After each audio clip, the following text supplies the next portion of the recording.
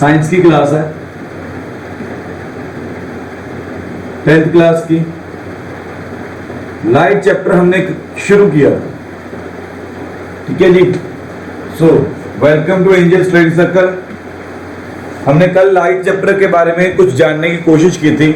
तो light chapter के बीच में हमने कल रिफ्रैक्शन के प्रोसेस के बारे में इंट्रोडक्शन ली थी, ठीक है। रिफ्रैक्शन के प्रोसेस के बारे में इंट्रोडक्शन की बात की थी हमने, बहुत लाइट से हमने इंट्रोडक्शन ली थी, बहुत ज्यादा कॉम्प्लेक्स इंट्रोडक्शन के बीच में नहीं गए थे।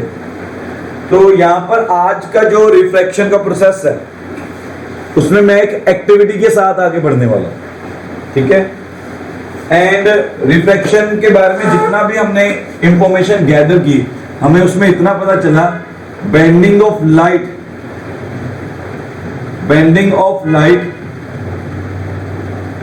व्हेन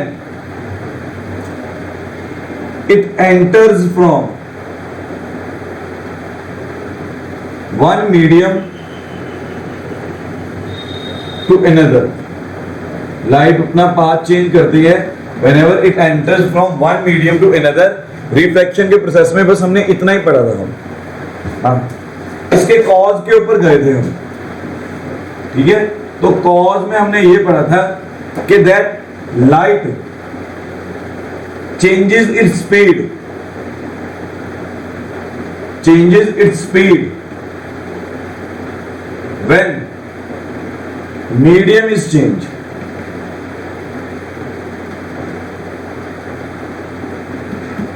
ठीक है। Light changes its speed when medium is change, ठीक है। ये कॉज था मेरा लाइट के बेंडिंग के प्रोसेस के बीच में। अब ये कॉज को हमने रिफ्रैक्टिव इंडेक्स के साथ समझने की कोशिश की थी। रिफ्रैक्टिव इंडेक्स, अब रिफ्रैक्टिव इंडेक्स के बारे में जब हमने बात की थी तो मैंने आपको इसमें दो पार्ट्स में डिवाइड कर दिया था रिफ्रैक्टिव इंडेक्स, एक रेयर एक डेंसर मीडियम के बीच। एक रेयर मीडियम का रिफ्रैक्टिव इंडेक्स, एक डेंसर मीडियम का रिफ्रैक्टिव इंडेक्स। हमने इस तरह से कुछ बातें की, सारी कल वाली बातें हैं, कुछ नया नहीं बता रहा अभी, कुछ नई बात आई नहीं है अभी तक, ठीक है। तो यहां से रिफ्रैक्टिव इंडेक्स के बारे में हमने रेयर एंड डेंसर मीडियम की बात की थी। तो हमने एक रिलेशन सेट किया था रिफ्रैक्टिव इंडेक्स का, ठीक है। ये रिजल्ट निकल के आया था, रिफ्रैक्टिव इंडेक्स ऑफ मीडियम 1 या मीडियम 2। एक मिनट, हमने क्या देखा था? रिफ्रैक्टिव इंडेक्स, ये बहुत इंपॉर्टेंट है form. Index of medium 2 with respect to medium 1 किसके इक्वल निकल के आएगा? V1 divided by V2। Velocity V1 का मतलब यहां पर क्या है? V1 is equal to velocity of light या speed of light, velocity of light in medium 1। V2 निकल के आ रहा है velocity of light in medium 2, in medium 2। तो ये सारा हमने डिस्कस किया था, वेलोसिटी का रिलेशन हमने ड्राइव करने की कोशिश की थी, किस मीडियम में किसकी वेलोसिटी ज्यादा निकल के आएगी, हमने ये सारे ड्राइव करने की कोशिश की, ठीक है। आज मैं जा रहा हूं थोड़ा सा आगे बढ़ते हुए, तो लॉज ऑफ रिफ्रैक्शन की तरफ बढ़ते जा रहे हैं। Laws of refraction, laws of refraction की तरफ आज बढ़ेंगे, ठीक है। अब लॉज ऑफ रिफ्रैक्शन को अगर समझना है तो हम एक एक्टिविटी करेंगे, वो आपकी एनसीईआरटी में भी दी गई। क्या करेंगे हम? एक ग्लास स्लैब लिया, ये मेरा ग्लास स्लैब है, this is the glass slab, ये मेरा ग्लास स्लैब है, ठीक है। इसकी कुछ ना कुछ विड्थ होगी, थिकनेस होगी इसकी कुछ ना कुछ, ठीक है। अब ग्लास स्लैब में से मैंने क्या किया, यहां पर मैंने एक पिन लगाया, ए पॉइंट के ऊपर मैंने यहां पर क्या किया, एक पिन लगाया, ठीक है। अब ये पिन को मैं देख रहा हूं, ठीक है। अब ये पिन को जब मैं देख रहा हूं तो लाइट इस तरह से पास करती हुई जा रही है, यहां से लाइट इस तरह से पास करती हुई जा रही है पिन ए से, ठीक है। और अगर इनिशियली ग्लास स्लैब यहां पर ना हो, ठीक है, इनिशियली अगर ग्लास स्लैब यहां पर ना हो तो मैं अगर ये रे को आगे एक्सटेंड करता हूं तो इस तरह से ये निकल के जाए,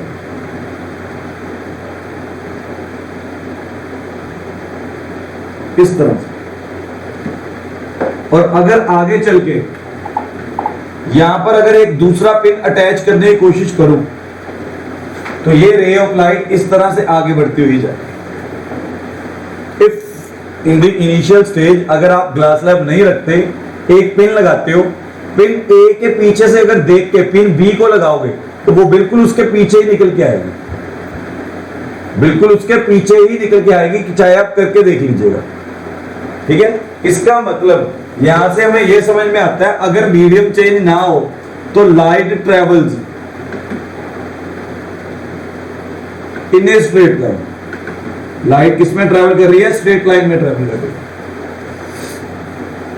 अगर मीडियम में कोई चेंज नहीं निकल के आता, अब याद देखिए ये पूरा मीडियम एयर का एयर ही है, ठीक है। ये पूरी रे जो जा रही है एक एयर में से ही निकल के जा रही है, ये पूरी रे जो निकल के जा रही है एयर में से निकल के जा रही है। और अगर मीडियम में कोई चेंज नहीं निकल के आता तो लाइट स्ट्रेट लाइन पाथ ही ट्रेवल करती है। ये हमने जूनियर क्लासेस में भी पढ़ा हुआ, ये हमने जूनियर क्लासेस में ही पढ़ा हुआ, ठीक है। ये सारा हमने पढ़ा हुआ पहले से। अब हमने क्या किया, इसके पाथ के बीच में, ठीक है, हमने क्या किया, इसके पाथ के बीच में ग्लास स्लैब को इंट्रोड्यूस कर दिया, ठीक है। अब मैं ये यहां पर ग्लास स्लैब अपलोड कर देता हूं, ये मेरा ग्लास स्लैब आ गया, ये इस तरह से, ठीक है। तो मैं इसे नाम दे देता हूं, ये वाला मेरा जो निकल के आ रहा है ये ओरिजिनल पाथ है without glass slab, original path without glass slab.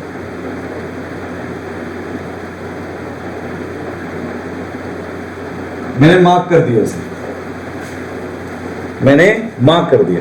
अब लेकिन अगर ग्लास स्लैब बीच में आ गया तो आपको इतना इंफॉर्मेशन कल वाले लेक्चर से मिल चुका है कि मीडियम चेंज हो रहा है, तो कहीं ना कहीं लाइट अपना पाथ क्या करेगी, चेंज करेगी। लाइट अपना पाथ क्या करेगी, चेंज करेगी। तो अब हमने क्या देखा, ये वाला पाथ जो निकल के आ रहा है, ये वाला मीडियम जो निकल के आ रहा है, ये एयर है। तो air is a rare medium. Air क्या होता है, रेयर मीडियम। ये मेरा ग्लास स्लैब है। अगर एयर और ग्लास स्लैब का कंपैरिजन करें तो glass slab is a denser medium. Glass slab मेरा क्या निकल के आएगा, डेंसर मीडियम निकल के आएगा, ठीक है। अच्छा, कल मैंने एक नॉर्मल की बात की थी। नॉर्मल क्या होता है, एक स्ट्रेट लाइन, इमेजिनरी लाइन है, स्ट्रेट लाइन जो सरफेस के साथ 90 डिग्री का एंगल तैयार करके जाती है। अब याद रखो नॉर्मल कहां पे प्लॉट करना, एवरी टाइम जिस पॉइंट के ऊपर लाइट आके मर्ज हो रही है ना स्लैब के ऊपर, ठीक है, जिस पॉइंट के ऊपर लाइट आके मर्ज हो रही है तो नॉर्मल इसमें से ही पास करके जाता है, नॉर्मल इसमें से ही पास करके जाएगा। तो ये रेड कलर की जो डॉटेड लाइन है ना, हमारा क्या बन के निकलेगा, यहाँ पर नॉर्मल बन के निकलेगा। इसके बारे में मैंने कल बताया था। तो नॉर्मल का बात याद रख लो, जिस पॉइंट के ऊपर एक रे ऑफ लाइट आकर इंसिडेंट हो रही है उसी पॉइंट में से 90 डिग्री के एंगल पे एक डॉटेड लाइन बनाओ या इमेजिनरी लाइन को इमेजिन करो, उसे क्या नाम देते हैं हम, नॉर्मल का नाम देते हैं। उसे क्या नाम देते हैं, नॉर्मल का नाम देते हैं। ये नॉर्मल निकल गया, दिस इज नॉर्मल। आगे जाके जब हायर क्लासेस में जाते हो ना, +1 +2 में जाएंगे तो नॉर्मल लाइन को परपेंडिकुलर लाइन बोलते हैं, याद रखिए। नॉर्मल का मतलब ही यही होता है कि जो लाइन 90 डिग्री का एंगल बनाए उसे नॉर्मल कहते हैं, ठीक है जी। तो सो फार की डिस्कशन के अंदर ये मेरा जो आ रही है ओरिजिनल रे आ रही है, इसे बोलते हैं इंसिडेंट रे। ये आ गया मेरा इंसिडेंट रे निकल गया। अब ये मैं साथ साथ नेमिंग करता जा रहा हूं, ठीक है। इंसिडेंट रे आ गया, ठीक है। ओए ओए ओए ओए।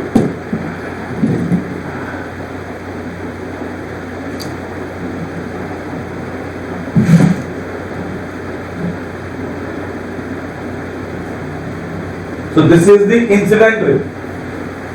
ये देख लो एक बार, सारा पे साथ साथ ड्रॉ करते जाओ।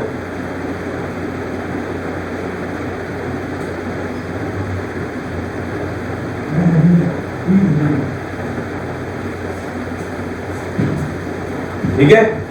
अब यहां तक अगर कर दिया तो कल मैंने आपको कुछ बातें बताई थी, ठीक है। वो नेक्स्ट पेज पे मैं दोबारा बता रहा हूं आपको, फिर उसके हिसाब से हम ड्रॉ करेंगे, ठीक है।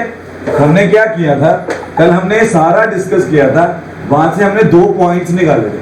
Whenever rare to denser medium में लाइट जाती है, रेयर टू डेंसर मीडियम में लाइट जाती है, तो इट बेंड टुवर्ड्स नॉर्मल। अब ये सारा एक्सपेरिमेंटल वैल्यूज है। अगर आप ये बात सोच रहे हो ना कि ये कैसे निकल के आया, बेटा ये जो ग्लास लैब वाला एक्सपेरिमेंट है ना, उसे परफॉर्म करने के बाद ये रिजल्ट्स निकल के आए। तो वो रिजल्ट्स जो प्रैक्टिकल के बीच में निकल के आ रहे हैं, उन्हें उनकी ऑब्जर्वेशंस को हमने नोट किया, वहां से ये निकल के आ रहे हैं, ठीक है। दूसरा हमने बताया था, अगर डेंसर टू रेयर जाता है, अगर डेंसर टू रेयर जाता है तो अवे फ्रॉम नॉर्मल बेंड करती है लाइट, अवे फ्रॉम नॉर्मल जाती है light. these two are experimental values. ये मेरी एक्सपेरिमेंटल वैल्यूज निकल के आ रही, ठीक है। इस बात को नोट करके चलिएगा, these are my experimental values, इन्हें एक्सपेरिमेंटल वैल्यूज बोला जाता है। अब मेरा जो पीछे केस निकल के आ रहा है वो रेयर टू डेंसर का निकल के आ रहा है, मेरा जो पीछे केस निकल के आ रहा है वो रेयर टू डेंसर का निकल के आ रहा है, ठीक है। जो मेरा केस निकल के आ रहा है वो रेयर टू डेंसर का निकल के आ रहा है। तो अगर वो रेयर टू डेंसर का केस निकल के आ रहा है तो यहां से आप ध्यान दीजिए, अब जो लाइट होगी, ठीक है, जो लाइट होगी वो मेरी यहां से, ये वाला ओरिजिनल पाथ है उसका ब्लैक कलर का, यहां से ये बेंड करके लाइट, यहां से ये बेंड करके लाइट, बेंडिंग पिंक कलर के साथ आपको शो की है मैंने, बेंडिंग पिंक कलर के साथ आपको शो कर दिया कि नॉर्मल की तरफ बेंड कर दी, ठीक है। ओरिजिनल पाथ कहां पे निकल के आ रहा है, वो स्ट्रेट लाइन निकल के आ रही है, A B is the original. अगर ग्लास लैब ना होता तो लाइट ने कौन सा पाथ ट्रैवल करना था, ए बी, पर बीच में ग्लास लैब निकल के आ गया, इसलिए लाइट ने, ठीक है, हम इस पॉइंट को भी नाम दे देते हैं ओ पॉइंट पे, ठीक है। लाइट ने ओ पॉइंट पे आके, ये ओ पॉइंट पे जब लाइट आके टकराई ग्लास लैब के साथ तो लाइट ने अपना पाथ चेंज कर लिया, ठीक है। अब ध्यान से समझेगा, अब इंसिडेंट रे ने, ठीक है, इंसिडेंट रे ने जो एंगल नॉर्मल के साथ तैयार किया, ये वाला एंगल, इसे कहते हैं एंगल ऑफ इंसिडेंट, आई के साथ नोट करते हैं, इसे कहते हैं एंगल ऑफ इंसिडेंस। तो इसके नोटेशंस बड़े ध्यान से नोट करिएगा, हमें इसके ऊपर न्यूमेरिकल्स निकल के आएंगे कि आई एंगल हमने कहां पर प्लॉट किया था, I angle was the angle between incident ray and normal. 90 degree वाली रे ने, जो इमेजिनरी रे, उसने और इंसिडेंट रे ने मिलकर जो एंगल तैयार किया है, that is known as angle of incidence, ठीक है। और जो ये पिंक कलर की लाइन निकल के आ रही है, इसे कहते हैं रिफ्रैक्टेड रे, रिफ्रैक्टेड रे, रे ने जो अपना पाथ चेंज कर दिया, इसे बोलते हैं रिफ्रैक्टेड रे। जो लाइट ने अपना पाथ चेंज किया is known as refracted ray, उसे रिफ्रैक्टेड रे बोलते हैं। ठीक है, अब रिफ्रैक्टेड रे और नॉर्मल जो एंगल तैयार किया है, दिस एंगल, उसे बोलते हैं एंगल ऑफ रिफ्लेक्शन। मैं नीचे लिख रहा हूं, उसे बोलते हैं angle of reflection. It is known as angle of reflection, इसे एंगल ऑफ रिफ्लेक्शन बोलते हैं। ठीक है जी।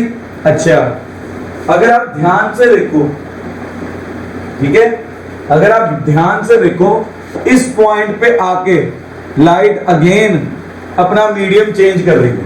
इस पॉइंट को नाम दे देते हैं ओ डैश का, इस पॉइंट को नाम दे दिया ओ डैश। ओ डैश के ऊपर लाइट अपना पाथ फिर मीडियम फिर से चेंज करेगी। अब वो डेंसर मीडियम में से निकल के रेयर मीडियम में एंटर कर रही है। ठीक है, क्योंकि यहां पर मेरा क्या है, एयर ही है। यहां पर मेरी क्या प्रेजेंट है, एयर ही प्रेजेंट है। यहां पर क्या निकल के आ रहा है, एयर निकल के आ रहा है। ठीक है, अगेन आप अगर चेक करोगे तो यहां पर क्या प्लॉट करना पड़ेगा आपको, अगेन एक नॉर्मल प्लॉट करना पड़ेगा। अगेन मैंने क्या बोला आपको, जहां पर जिस पॉइंट के ऊपर आके रे अपना मीडियम चेंज करती है, उसी पॉइंट के ऊपर नॉर्मल प्लॉट किया जाए। तो ये ग्रीन कलर की dotted line is my second normal, ये मेरा दूसरा नॉर्मल निकल के आ रहा है।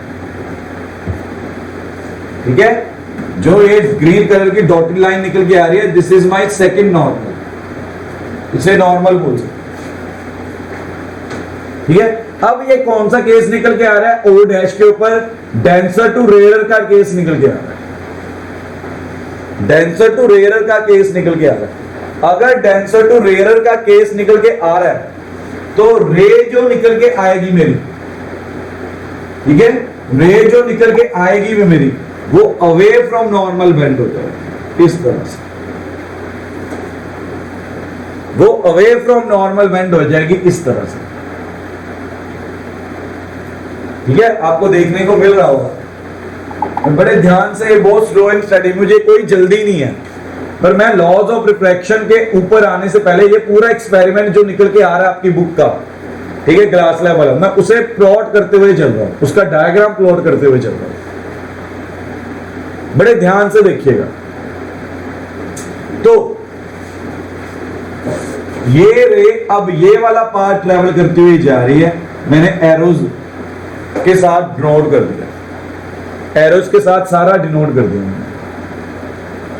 ठीक है, अब याद रखिएगा इसके बीच में, अब अगर आप ओ डैश से यहां पर एक 90 डिग्री की लाइन प्लॉट कर रहे हैं और अगर ओ डैश एन लेके चले तो याद रखिएगा ये O N, O dash N, ठीक है, मैं यहां पर लिख रहा हूं ओ डैश एन।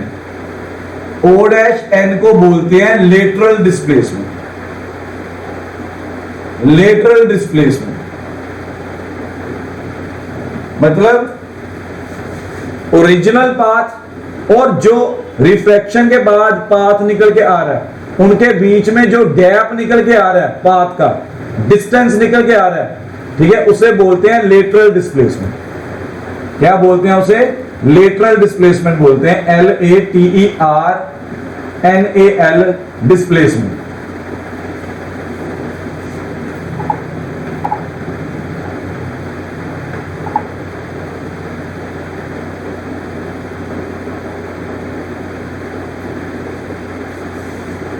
ठीक है, तो ये सारा मेरा एक्सपेरिमेंट निकल के आ रहा है, ग्लास लैब वाला एक्सपेरिमेंट।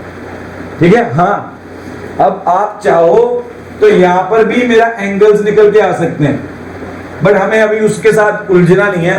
दो दो एंगल्स के साथ अगर जाएंगे तो आपको कंफ्यूजन होनी शुरू हो जाएगी। फिर आप आई एंगल के साथ और आर एंगल के साथ ही रहिए, ओ पॉइंट को ही डिस्कस करेंगे, ओ डैश को डिस्कस नहीं करेंगे। ये मैंने ओ डैश वाला इसलिए बनाया सो दैट मैं आपको लेटरल डिस्प्लेसमेंट बता चुका हूं, ओ डैश एन के बारे में बता सकूं कि लेटरल डिस्प्लेसमेंट होती क्या। हालांकि lateral displacement in future +2 class में निकल के आता है। 10th क्लास में आपको कहीं ना कहीं एमसीक्यूज के बीच में लेटरल डिस्प्लेसमेंट के बारे में पूछ सकते हैं कि प्रैक्टिकल के बीच में। एज सच न्यूमेरिकल नहीं निकल के आएगा लेटरल डिस्प्लेसमेंट। लेटरल डिस्प्लेसमेंट का कभी न्यूमेरिकल नहीं निकल के आएगा। अच्छा, एक बात और नोट करिए, जो ओरिजिनल पाथ ऑफ लाइट निकल के आ रहा है और जो रिफ्लेक्टेड रे निकल के आ रही है, ये एट लास्ट आपस में एक दूसरे के साथ हमेशा पैरेलल में होंगी। एट लास्ट एवरी टाइम ये क्या होंगी? पैरेलल में होंगी। ठीक है। और अगर आपने यहां पर मिरर लगा दिया, यहां पर मेरा मिरर निकल के आ गया एंड में, तो याद रखिए लाइट सेम पाथ ट्रेवल करती हुई बैकवर्ड डायरेक्शन में चली जाएगी। रिट्रेस कर लेगी लाइट अपना सेम पाथ, जिस पाथ से वो निकल के आई है। अगर आप लास्ट में मिरर लगा देते हो तो सेम पाथ ट्रेवल करती है वो बैकवर्ड डायरेक्शन में चली जाती है। तो रिफ्लेक्शन का प्रोसेस निकल के आ रहा है। यहां पर मिरर लगाने के बाद रिफ्लेक्शन का प्रोसेस निकल के आएगा, but light same path retrace करेगी। याद रख लो, इस बात को नोट कर लो। ठीक है। एट द एंड अगर आप मिरर लगा देते हो तो light retraces its path. After reflection light retraces its path. तो ये मेरा एक्सपेरिमेंट निकल के आ रहा है मेरी बुक के अंदर, जिसमें मुझे सारा बताया गया। नॉर्मल क्या होता है, इंसिडेंट रे क्या होती है, रिफ्लेक्टेड रे क्या निकल के आ रही है, एंगल ऑफ इंसिडेंस क्या है, एंगल ऑफ रिफ्लेक्शन क्या है, लेटरल डिस्प्लेसमेंट क्या है, वो सारा निकल के आ रहा है। ठीक है। अब यहां से ये एक्सपेरिमेंट को अच्छी तरह से देख लो, मैं बार बार इसके ऊपर आने वाला हूं। ठीक है। अब यहां से मेरे पास क्या निकल के आएगा? स्नेल्स लॉ निकल के आया। यहां से क्या निकल के आया? स्नेल्स लॉ निकल के आया। बड़ा इंपॉर्टेंट है। ठीक है। इस एक्सपेरिमेंट का जो रिजल्ट निकल के आया वो एक साइंटिस्ट ने दिया था। उस साइंटिस्ट का नाम था स्नेल्स।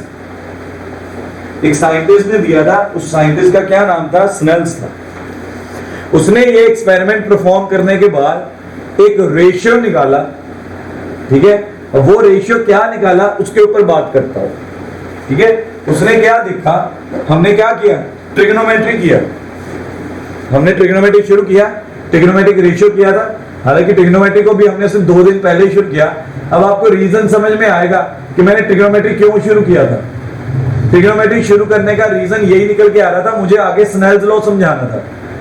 अगर ट्रिग्नोमेट्री शुरू ना करवाता और स्नेल्स लॉ के ऊपर आ जाता तो आपको ट्रिग्नोमेट्री समझ में ही नहीं आना था, मतलब स्नेल्स लॉ समझ में ही नहीं आना था। ठीक है। अब ट्रिग्नोमेट्रिक रेशियो के बारे में पता है तो हम with the help of that Snell's law को स्टडी करने वाले हैं। तो स्नेल्स ने क्या किया? स्नेल्स ने सारे एक्सपेरिमेंट देखा।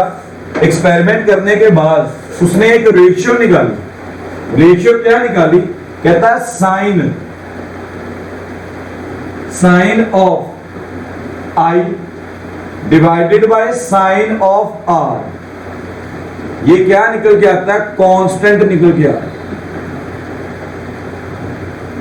For two mediums, for two mediums. ठीक है। आई क्या? एंगल ऑफ इंसिडेंस है। आर क्या? Angle of reflection. उसने ट्रिग्नोमेट्रिक रेशियो ली साइन आई। ठीक है। एंड दूसरी ट्रिग्नोमेट्रिक रेशियो ली उसने साइन आर। ठीक है। अब साइन आई आपको याद है किसके बराबर होता है? Perpendicular upon hypotenuse. Similarly sine r भी क्या आएगा? Perpendicular upon hypotenuse. अब उसने आगे ट्रिग्नोमेट्री मतलब फिगर के अंदर और ज्यादा कंस्ट्रक्शन की होंगी, हमें उसके चक्कर में नहीं पड़ना। 10th क्लास में उसके चक्कर में नहीं पड़ना, हमें इसी बात के ऊपर रहना कांस्टेंट, और इस बात के ऊपर रहना constant for two mediums. Snell's law बड़े ध्यान से समझाना पड़ता है 10th क्लास के बच्चे को, नहीं तो दिक्कत आती है उसकी। वो क्या बोल रहा है? अगर आप 2 मीडियम्स लेते हो, अब यहां पर 2 मीडियम मेरे फिक्स्ड है, एयर ले लिया और ग्लास ले लिया। ठीक है। अब एयर ले लिया और ग्लास ले लिया। अब एयर और ग्लास को चाहे आप कहीं पर भी उसका एक्सपेरिमेंट परफॉर्म करिए। ठीक है। चाहे अर्थ के ऊपर परफॉर्म करिए, चाहे बाहर स्पेस में परफॉर्म करिए, जहां मर्जी परफॉर्म करके देखिए। ठीक है, कहता एट एवरीवेयर, जब भी आप एयर और ग्लास लैब के बीच में एक्सपेरिमेंट परफॉर्म करेंगे, जो पीछे हमने डिस्कस किया, और साइन आई और साइन आर की रेशियो निकालेंगे, वो हमेशा क्या निकल के आएगी? कांस्टेंट निकल के आएगी। वो हमेशा क्या निकल के आएगी? कांस्टेंट निकल के आएगी। हाँ, मीडियम चेंज कर दोगे तो ये वैल्यू चेंज हो जाएगी, साइन आई भी चेंज हो जाएगा, साइन आर भी चेंज हो जाएगी।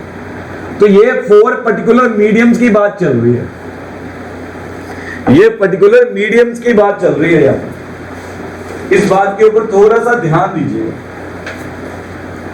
ठीक है, इस बात के ऊपर थोड़ा सा ध्यान दीजिएगा, ठीक है। अब स्नेल्स ने क्या किया? स्नेल्स ने ये वाले जो कांस्टेंट वैल्यू है, इसे नाम दिया रिफ्रैक्टिव इंडेक्स का। हमने थोड़ा बहुत इसके बारे में पहले पढ़ा हुआ है। अब रिफ्रैक्टिव इंडेक्स को बताने का रीजन यही निकल के आ रहा है। कल मैंने रिफ्रैक्टिव इंडेक्स के बारे में आपको इंट्रोडक्शन इसलिए दे दी, सो दैट जब स्नेल्स लॉ करवाया जाए तो बच्चे को ऐसा ना लगे कि उसने ये वर्ड तो कभी सुना ही नहीं, ठीक है। ये कांस्टेंट को उसने क्या नाम दिया? रिफ्रैक्टिव इंडेक्स का नाम दिया स्नेल्स ने। तो रिफ्रैक्टिव इंडेक्स का कहीं ना कहीं ये मेरा दूसरा फॉर्मूला निकल के आ रहा है कि refractive index of medium 2 with respect to medium 1 किसके इक्वल निकल के आएगा? Sine i into sine i upon sine r के इक्वल निकल के आएगा, ठीक है। तो ये मेरा रिफ्रैक्टिव इंडेक्स के इक्वल निकल गया। फॉर एग्जाम्पल, मैं यहां पर एक एग्जाम्पल लेके चलता हूं, वही वाला एक्सपेरिमेंट की। 4 light in air, refractive incident angle, incident angle क्या निकल के आता है? 37 डिग्री निकल के आता है अगर प्रैक्टिकल परफॉर्म करोगे। 4 लाइट इन ग्लास, जब वो ग्लास में एंटर कर जाती है तो रिफ्रैक्टिव एंगल, रिफ्रैक्टिव एंगल मेरा 24 डिग्री निकल गया। तो मेरा रिफ्रैक्टिव एंगल क्या निकल के आता है? 24 डिग्री निकल के आता है। जब आप प्रैक्टिकल परफॉर्म करेंगे ये आपको दिखता है, ठीक है। ये प्रैक्टिकल ऑल्दो 10th क्लास में निकल के आ जरूर है, आपको करवाएंगे भी। इसकी रीडिंग्स जो है 10th क्लास का बच्चा नहीं ले पाता, 10th क्लास के बच्चे को इसकी रीडिंग्स लेनी नहीं आती, तो ये हायर क्लासेस का प्रैक्टिकल निकल के आता है। 10th क्लास में बस ये प्रैक्टिकल की इंट्रोडक्शन ही है, ठीक है। तो अगर मैं यहां पर रिफ्रैक्टिव इंडेक्स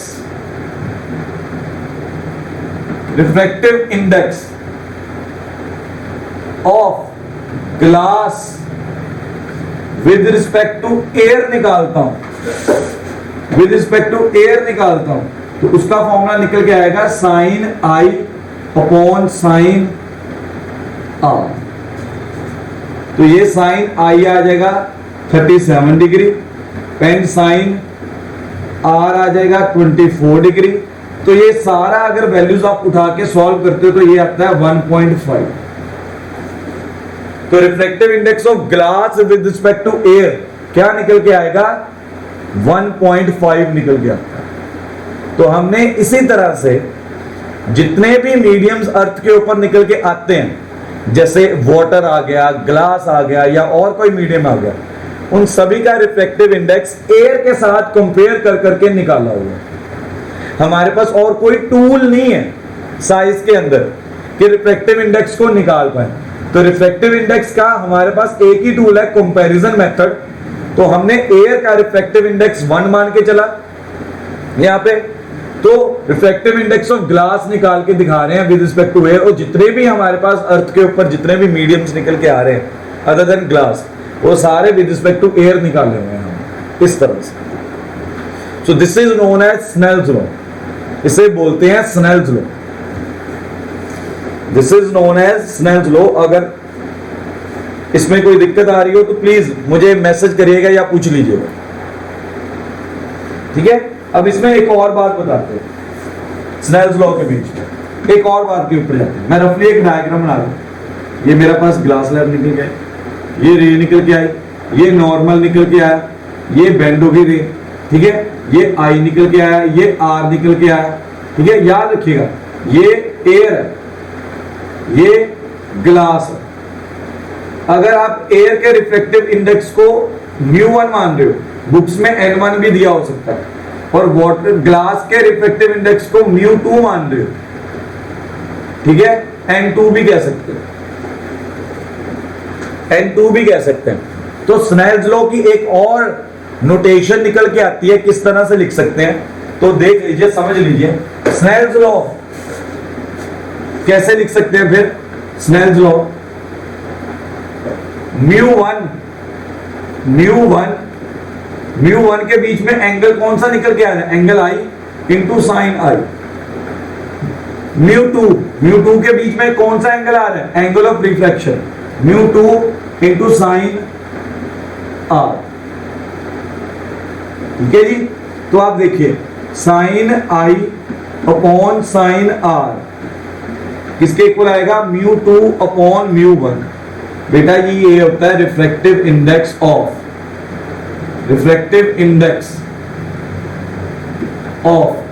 मीडियम, जो ऊपर होता है वो मीडियम 2 है,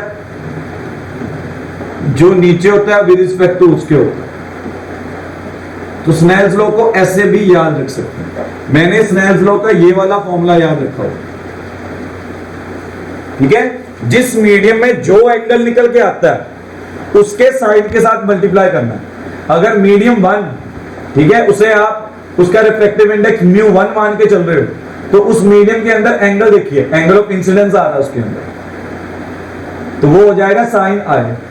मीडियम 2 के अंदर एंगल ऑफ रिफ्लेक्शन निकल के आ रहा है, तो साइन आर उसके साथ मल्टीप्लाई कर देना। तो यहां से मेरा ओवरऑल स्नेल्स लॉ निकल के आता है।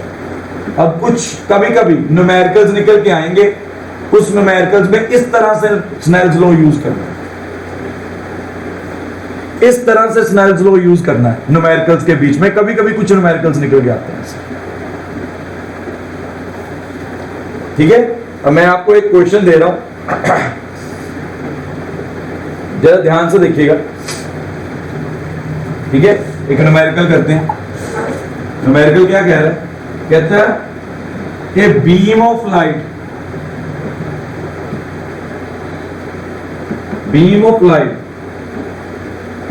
passes from air into a substance X if angle of incidence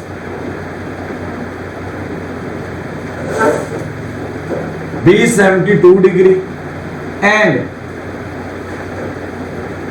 angle of refraction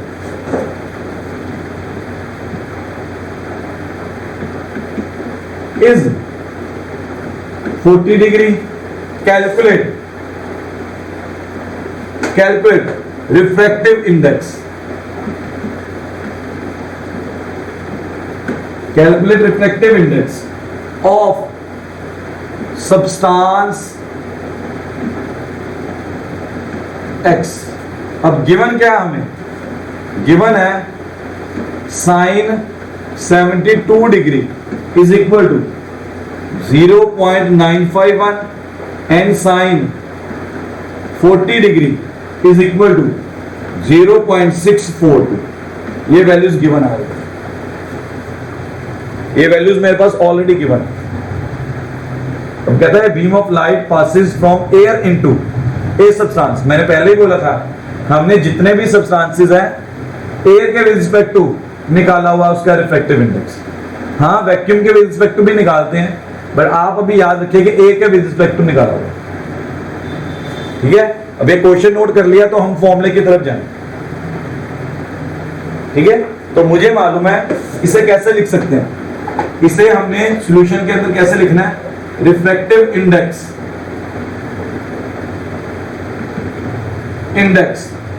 of substance, जिसका निकालना है उसे ऊपर लिखते हैं, जिसके विद रिस्पेक्ट टू निकालना है उसे नीचे लिखते हैं। रिफ्रैक्टिव इंडेक्स ऑफ एयर तो ये किसके इक्वल निकल के आएगा, स्नेल्स लॉ लगाया। अब स्नेल्स लॉ के अकॉर्डिंगली चेक करिए जरा पीछे, एयर के अंदर एंगल ऑफ इंसिडेंस निकल के आएगा, सब्सटेंस के अंदर एंगल ऑफ रिफ्रैक्शन निकल के आएगा। तो मैंने आपको ये रिजल्ट निकाला था, तो ये रिजल्ट को इस तरह से लिख सकते हैं, ये रिजल्ट को इस तरह से लिख सकते हैं, चेक कर लो आप।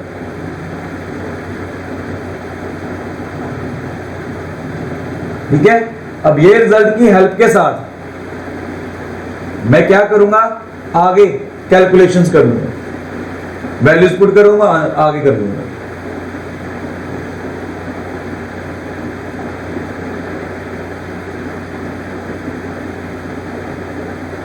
एक मिनट रुकिए बस।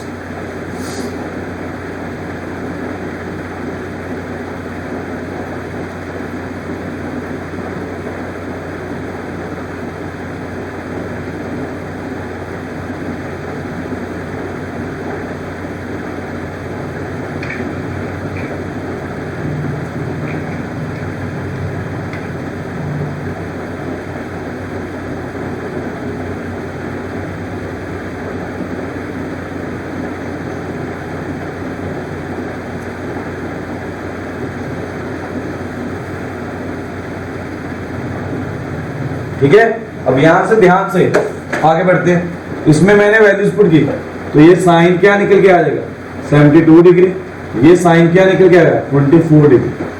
तो मैं अगर वैल्यूज पुट करता हूं, 0 इसे बोल देते हैं, एन भी बोल सकते हैं, म्यू भी बोल सकते हैं, आपकी विश है। तो आप अगर डिवाइड करेंगे तो ये इस तरह से निकल जाएगा, अगर आप डिवाइड करेंगे तो ये इस तरह से निकल जाएगा।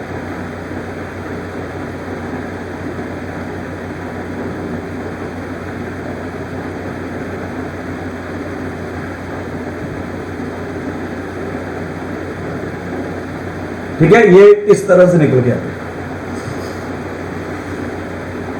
अच्छा, अब एक बात को ध्यान से समझिएगा जो मैं अभी बताने जा रहा हूं।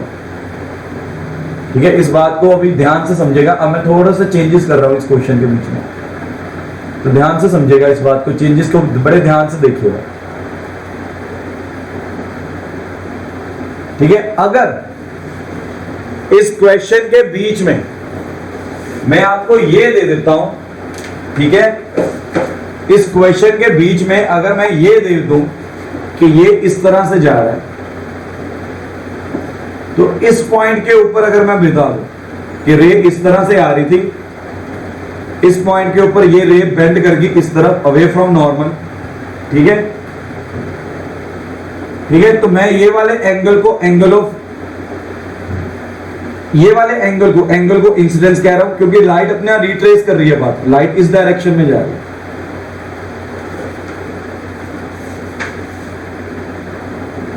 ठीक है, चलिए ऐसा करते हैं, इसे चेंज करते हैं, दोबारा एक लेते हैं पोजीशन, आपको थोड़ा सा ज्यादा बेटर तरीके से समझ। अगर इस पॉइंट के ऊपर मुझे स्नेल्स लॉ लगाना, इससे पहले जो हमने किया, इस पॉइंट के ऊपर स्नेल्स लॉ लगाते आ रहे, ओ पॉइंट के ऊपर डायग्राम के अकॉर्डिंगली, अगर मैं इस पॉइंट के ऊपर स्नेल्स लॉ लगाता हूं, तो ये मेरा नॉर्मल निकल के आया, दिस इज माय नॉर्मल। रे कहीं ना कहीं से यहां पर निकल के आ रही है, ठीक है, यहां पर आकर वो क्या कर जाएगी, बेंड कर जाएगी, यहां पर आकर क्या कर जाएगी, वो बेंड कर जाएगी। अगर ओ डैश के ऊपर मैं स्नेल्स लॉ लगाता हूं, तो मैं अगर ये बात के मान के चलूं कि ये एंगल ऑफ इंसिडेंस है, ये एंगल ऑफ रिफ्लेक्शन, ये एंगल ऑफ इंसिडेंस है, ये एंगल ऑफ रिफ्लेक्शन, ठीक है, तो मैं यहां पर लिखता हूं Snell's law at O dash. इससे पहले हमने ओ के ऊपर ही लगाते आए हैं स्नेल्स लॉ।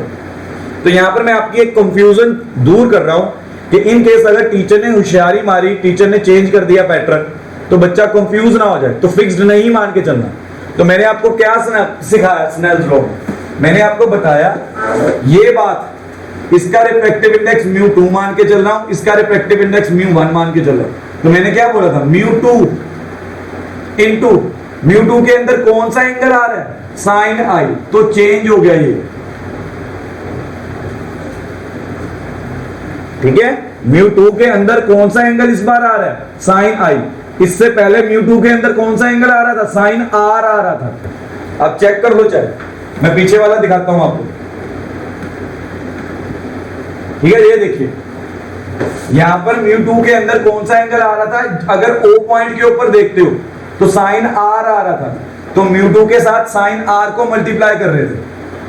अगर μ1 में कौन सा एंगल आ रहा था, साइन आई आ रहा था, तो μ1 को साइन आर, ये O पॉइंट के ऊपर स्नेल्स लॉ लगाया, ठीक है। अब दिस टाइम मैं O पॉइंट के ऊपर नहीं, O डैश के ऊपर, नीचे वाले पॉइंट के ऊपर स्नेल्स लॉ लगा रहा हूं, ठीक है। तो इस बात को बड़ा ध्यान से देखिए कि स्नेल्स लॉ के अंदर एंगल्स का बड़ा ध्यान रख के चलना, ये इस तरह से निकल के आ जाएगा। सो ओवरऑल अगर मैं बताऊं स्नेल्स लॉ के अंदर, तो आपको ये याद रखना, ये वाला फॉर्मूला याद रखिए तो ज्यादा बेटर है, बजाय के रेशियो वाला फॉर्मूला याद रखें। ये वाला फॉर्मूला याद रखिए तो ये ज्यादा बेटर निकल के आएगा आपके लिए। रीजन, इसमें बच्चा कभी गलती नहीं करेगा।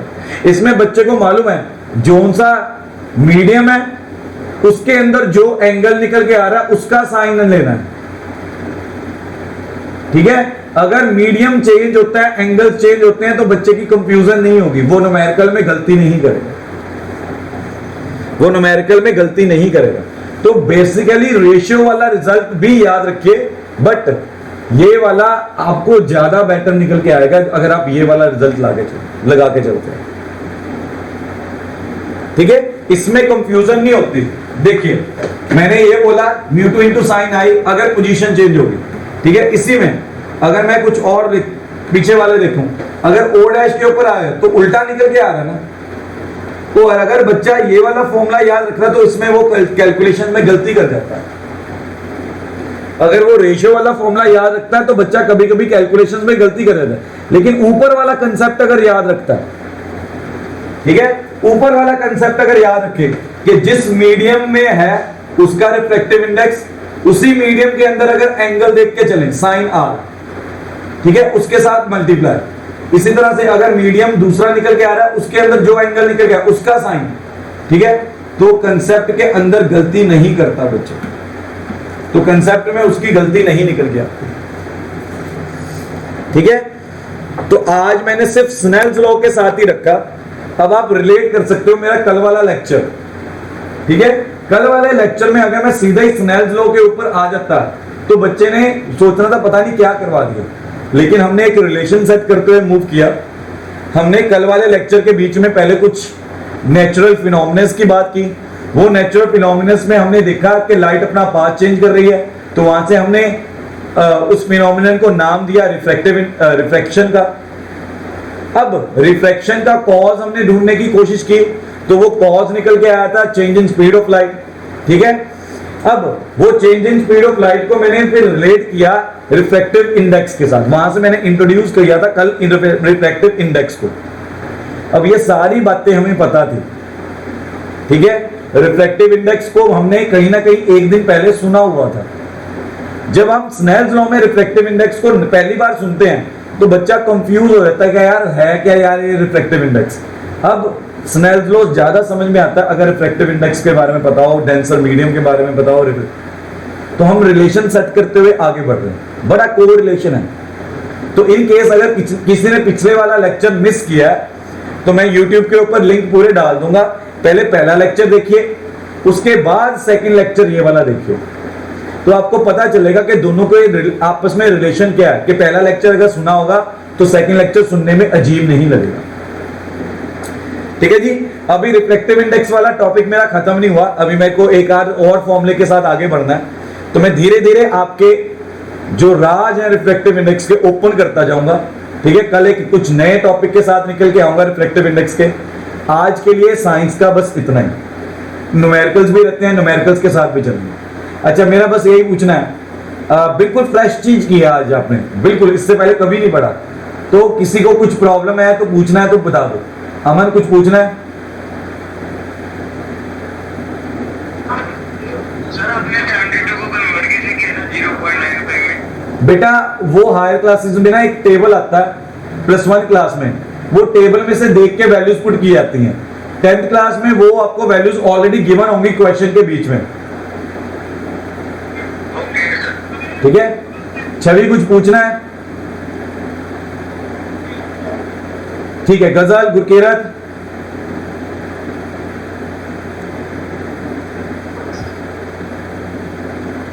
चलो हर्ष, समझ में आया टॉपिक? हर्ष, आपने ये पहले लेक्चर किया हुआ है ये वाला साइंस का? तो ये कुछ नया समझ में आया, इसमें कुछ नई बातें पता चली? चलो बाकी बच्चे, रमनीक, सिदक, समझ में आया? Yes sir. चलो